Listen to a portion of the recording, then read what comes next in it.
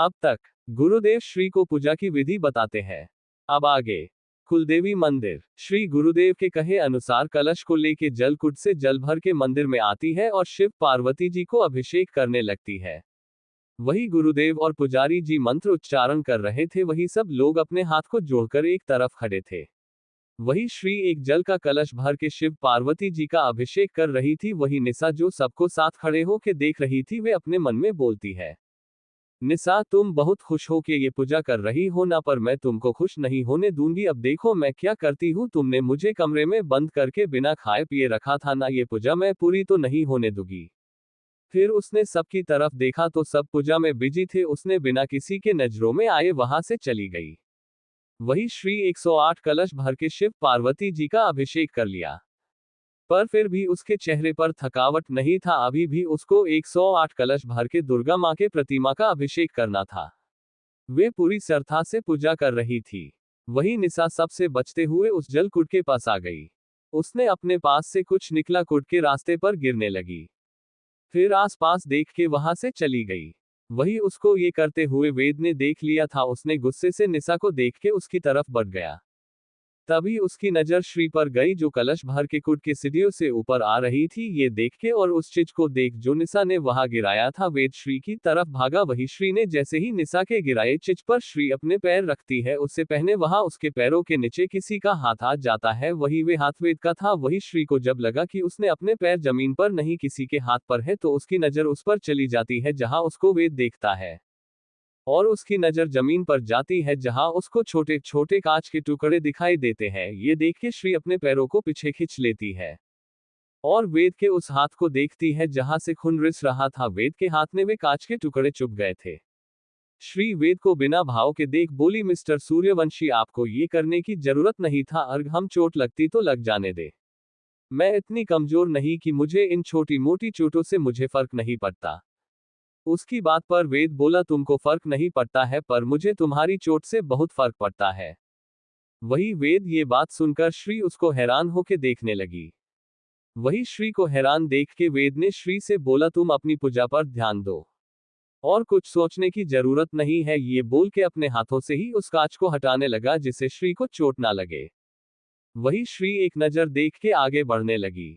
वेद ने ध्यान से कांच को श्री के रास्ते हटा दिया।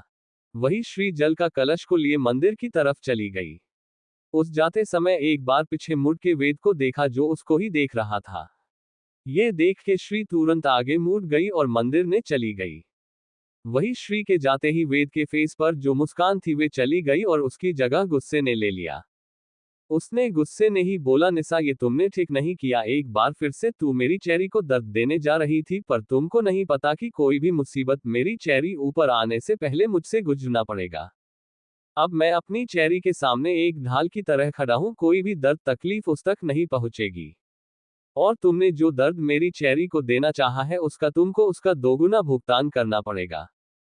वही निशा जो खुश हो रही कि उसके जो चाल लगी है उसे श्री का ये पूजा पूरी नहीं कर पाएगी, पर उसकी खुशी कुछ पल की था जब उसने श्री के जल का कलश लाते हुए हैरान हो गई कि श्री बिना किसी परेशानी के जल का कलश लेकर आ रही थी। वे सोचने लगी कि उसने खुद रास्ते में कांच के टुकड़े डाला था तो श्री को वह कांच के टुकड़े चुभे क्यों नहीं। वे जल्दी से वहां गई जहां उसने कांच डाला था। उसने देखा तो उस जगह पर वे कांच नहीं था। ये देख के निशा गुस्से से पागल हो गई। उसने गुस्से बोली, श्री तुम मेरी इस चाल से भले ही बच गई, पर अगली बार नहीं बचोगी।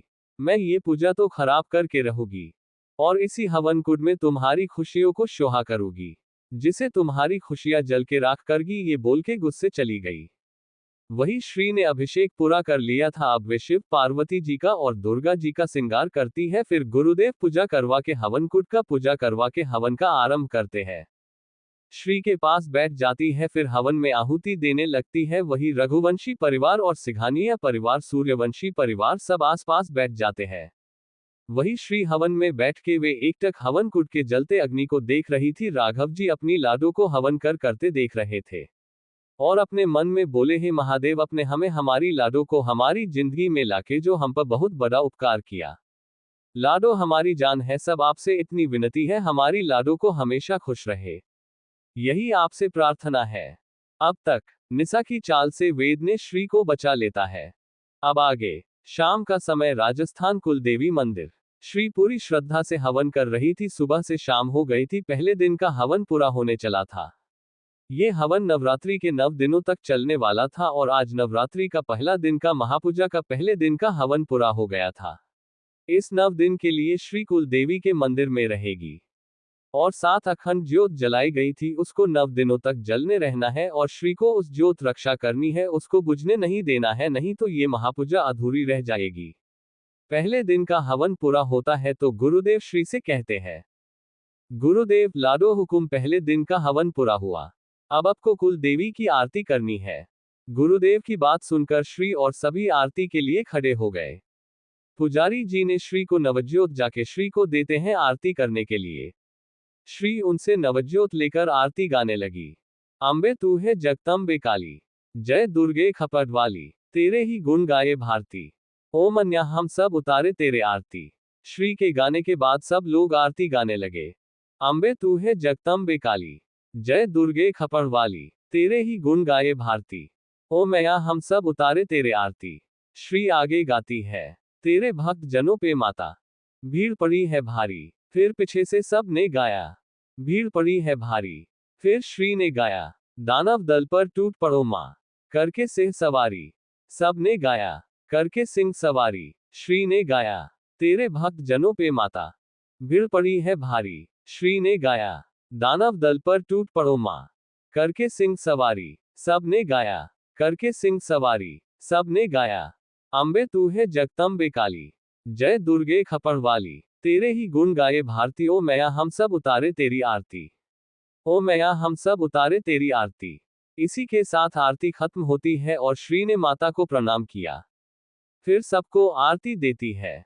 आरती देने के बाद नवज्योत को रख देती है, फिर माता के चरणों के अपने सिर रख के प्रणाम करती है। तभी गुरुदेव श्री से कहते हैं, गुरुदेव लाडो हुकुम, आज का तो हवन बिना किसी रुकावट के हो गया।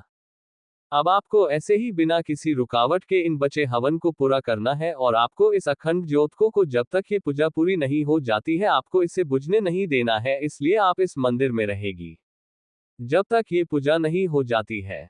उनकी बात पर श्री बोली, जी गुरुदेव आप बेफिक्र रहे, मैं यही रहूंगी जब तक ये पूजा पूरी नहीं होती। उसकी बात पर राघव जी बोले, गुरुदेव हम और लाडो पूजा होने तक रहेंगे। उनकी बात पर श्री बोली, नहीं बाबा सा, आप सब महल जाएंगे, यहां सिर्फ मैं रहूंगी, आप सब सुबह आ जाएगा। तभी कबीर बोला, मामा सा आप सब महल जाए, मैं और अबीर यहाँ लाडो के पास रुकेंगे, आप सब सुबह आ जाएगा। वही 8:19। कबीर की बात पर वंश के साथ साथ सिद्धांत, करण, शिवास, सौम्या और रावी सब रुकने के लिए कहने लगे। वही उन सब की बात सुनकर अमरजीत जी बोले, राघव बेटा बच्चों को रहने दो, हम सब सुबह आएंगे। तो राघव जी भी मान गए कि तभी वेद ने बोला, मैं भी यहाँ रुक रहा हूँ। उसकी बात पर सब उसको देखने लगे। जब सबको अपनी तरफ देखता पाया तो बोला, इसमें ऐसे मुझे घूरने की क्या बात है, मेरा मन है यहाँ रुकने का, तो क्या मैं नहीं रुक सकता। वही सिंघानिया और सूर्यवंशी परिवार वेद को हैरान होकर देख रहे थे कि वेद कभी भी पूजा में ज्यादा शामिल नहीं होता था, पर और इस पूजा ने आने के लिए कितना मनाया गया था, तब वे राजस्थान आने के लिए माना था, पर आज वही मंदिर में रुकने की बात कर रहा था। अब इन लोगों को क्या पता कि इसी मंदिर में वेद को महादेव ने उसको उसकी गलती का एहसास दिलाया था और अपने ऊपर विश्वास दिलाया है कि वह उनका अस्तित्व है। अगर महादेव नहीं होते तो उसकी चेरी को दूसरा मौका कैसे मिलता और उसको अपनी चेरी को अपना बनाने का दूसरा मौका कैसे मिलता। वही उसकी बात पर राघव जी बोले कि नहीं बेटा आप रुक सकते हैं। उनकी बात पर वेद ने अपना सिरहाने हिला दिया। वही निसा गुस्से से अपने मुठिया कस लिया और मन में सोचा, नहीं वेद जी आप ये नहीं कर सकते, मुझे पता है आप यहाँ की रुकना चाहते हैं इस श्री के लिए ने, पर आप सिर्फ मेरे हैं, मैं आपको इस श्री का नहीं होने दूंगी, चाहे इसके लिए मुझे इस श्री को मारना क्यों ना पड़े। बोल के गुस्से से श्री को घूरने लगी। वही श्री को इस सब चीज से कोई मतलब नहीं था कि वेद रुके या जाए।